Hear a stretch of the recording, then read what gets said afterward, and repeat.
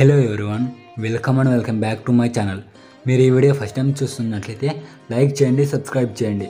ఇంకా ఎలాంటి విషయాలు తెలుసుకోవాలనుకుంటున్నారో కింద నాతో కామెంట్ సెక్షన్లో తెలియజేయండి.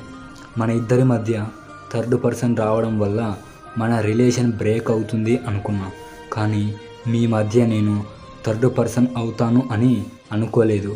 నా మనసుకు సర్ది చెప్పుకుంటున్నా.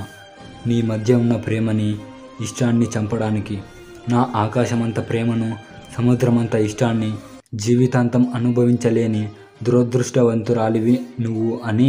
కానీ ఇలా ఎంత సర్ది చెప్పుకుంటున్నా నువ్వు లేని ఒంటరితనాన్ని, నువ్వు మిగిల్చిన జ్ఞాపకాలను వదులుకోలేకపోతున్నా. కానీ నువ్వు వదిలేశావు, నన్ను వదిలేశావు, నాతో జీవితాన్ని వదిలేశావు.